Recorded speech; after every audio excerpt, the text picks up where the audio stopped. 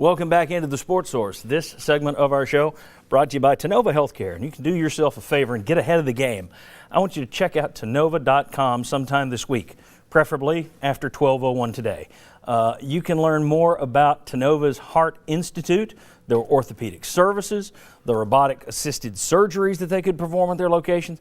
Get to know Tennova Healthcare before you need them. Before you need health care, you need to be able to make a wise decision. And as far as myself and my family is concerned, there is no wiser decision than to turn to Tennova Healthcare. All right, we have right here Bob Hodge, latest member of the panel. Bob, of course, freelance contributor to the Knoxville News Sentinel and longtime Green Bay Packers hater. I'm sure you'll be watching today pulling for Dallas, along with Chuck Cavaleras down there with his cup of coffee. Guys, has something happened to SEC football? Well, can I answer this real quick? Yeah. Because I know you led into this. What has happened to the defenses and the run defenses? And you look at what Mississippi State gave up to Georgia Tech. Didn't Alabama give up 567 yards to Ohio State? That is what, over 500. Yeah, but that is what I think is the most troubling thing. Is SEC at one time was playing great defense, and now you can't say that. I'm going to say that the SEC is down, and I've got the instant blame where to put it. The NFL. You've got so many guys in the SEC, good defensive football players. They leave early. Great point. I mean, you can be a first, second round draft pick. You can make a lot of money. Well, look at LSU. They lost 18 guys early the last 2 years. And so I think that has, you've seen it in basketball somewhat. The guy who's one and done. Well, in the SEC, these guys are 3 and done, and I don't think it can help but hurt you. It tells you how great you recruit. But in the end, they're gone a year early. I'll throw one out there. I wonder if, the big benefit to SEC defenses where they were so fast. So everybody talked about the speed, the SEC on defense.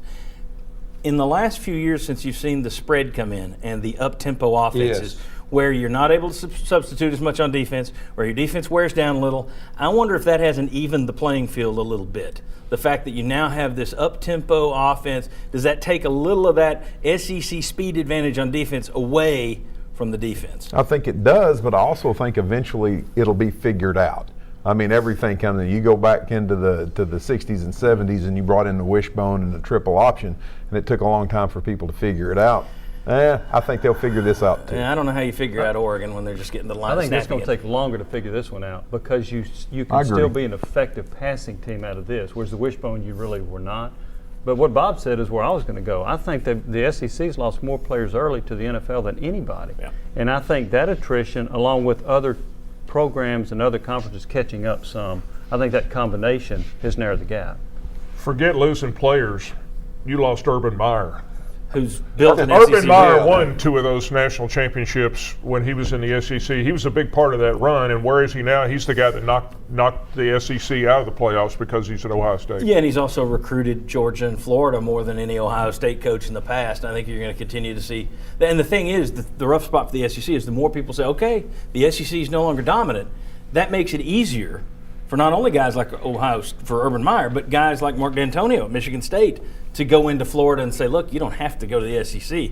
We're playing big-time ball in the Big Ten as well. I wanted to throw up something, though, and it wasn't breakfast. I wanted to throw up a graphic here. Power 5 versus Power 5. We heard how terrible the SEC was in bowls with the SEC West toppling. This is what the conferences did during the regular season in bowl games and then overall.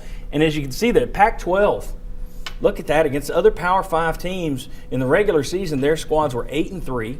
In the bowls, they were 5-1, 13-4 overall, 75%. That's a big leap forward. The SEC was 5-6 in the regular season against Power 5 teams, 6-5 in the bowls. Obviously, the Florida game doesn't count because they beat East Carolina, not a Power 5 school.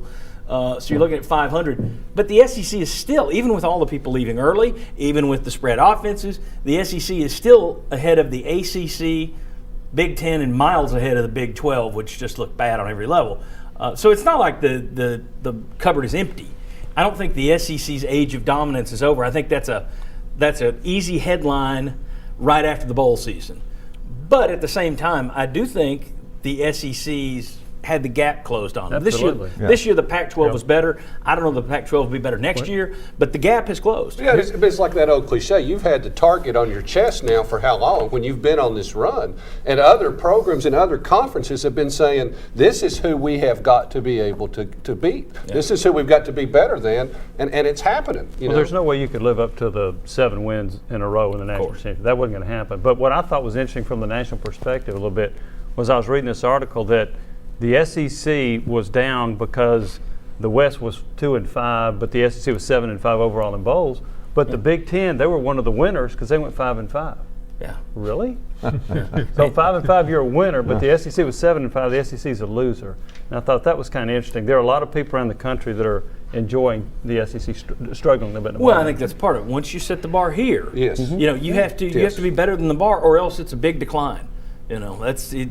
Once you've set the bar for excellence, excellence is all that's accepted. And else, if you don't get there, everyone in the country says, "Aha, they're falling." So I knew it was false. I knew it wasn't true. That Stoops guy was right the whole time. Stoops guy was right. I think some of that respect probably did set the bar too high. Did anybody ever think that Mississippi State was the best team in the country when they spent a couple of weeks at number 1? No.